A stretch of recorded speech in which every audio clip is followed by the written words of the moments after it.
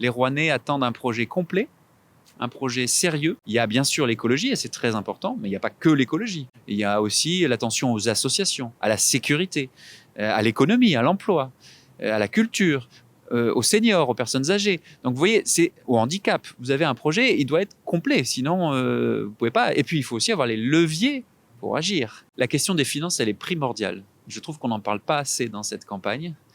Moi, j'ai géré une région avec 1 milliard d'euros de budget. Je sais à quel point c'est important. Il faut faire très attention à bien gérer l'argent public et pas faire l'usine à promesses, comme ça se fait souvent pendant les campagnes électorales, où on promet un projet ici, un projet là, de construire 14 écoles, d'acheter je ne sais pas combien d'hectares de forêt, de mettre en place des passerelles partout. Moi, je veux bien, hein, mais tout ça, ça coûte, et à la fin, qui paye? C'est le contribuable.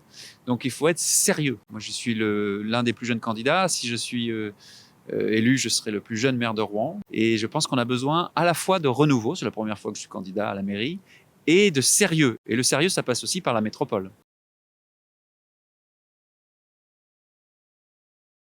Tout le monde parle de sondages qui n'existent pas.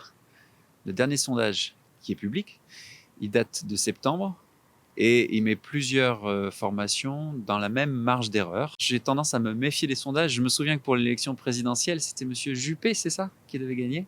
Puis après, c'était M. Fillon, je crois.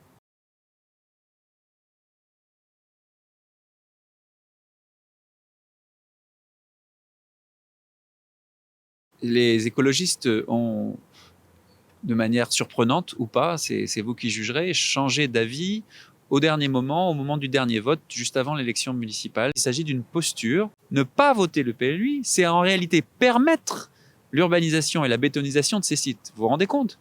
Donc on finit, pour des raisons, électoralistes, par nuire à l'environnement en refusant de voter un document qui n'est pas parfait, rien n'est parfait, mais qui permet de cranter certains acquis environnementaux. Ça n'est pas très sérieux. Quand on est amis, et moi je n'ai pas d'adversaire à gauche, et les écologistes et ma famille politique, nous sommes des amis politiques, il faut se dire les choses, il faut être franc. Nos concitoyens sont complètement perdus. Ils ne savent pas qui fait quoi. Vous pouvez faire un test partout à Rouen, et je ne pense pas que ce soit qu'à Rouen. Et je vais même vous dire, même les services et même certains élus ne savent pas qui fait quoi. C'est quand même un problème. Le camion poubelle, c'est la métropole.